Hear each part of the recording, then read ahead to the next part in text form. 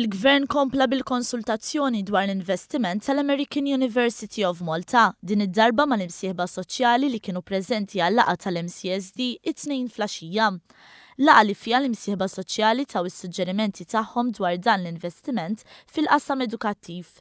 Il-Ministru għall-Edukazzjoni Evarist Bartolo reġa' spjega kif pajjiżna ħadd mu se jixtri liċenzja biex jopera università. Dan anke jekk l-Oppożizzjoni qed tipprova ssostni mod ieħor.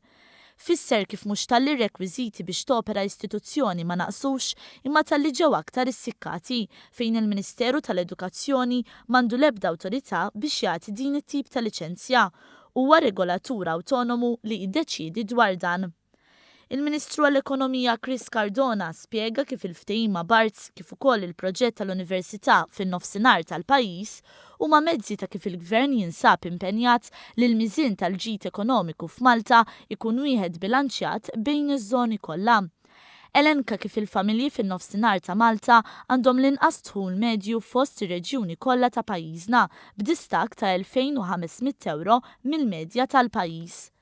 Għalhekk fisser kemm huwa meħtieġ dan l-akbar investiment dirett barrani li ran nofsinhar ta' Malta f'dawn l-aħħar deċenji. Ma naqsitx referenza għas-sit magħżul u l-Ministru għall-Ambjent Leo Brincat stqar li din il-laqa mal-imsieħba soċjali hija xhieda li l-Gvern kommess li jisma' dak li l-imsieħba għandhom xi jgħidu. Qal li l-Gvern kien u għadu miftuħ għall kompromess.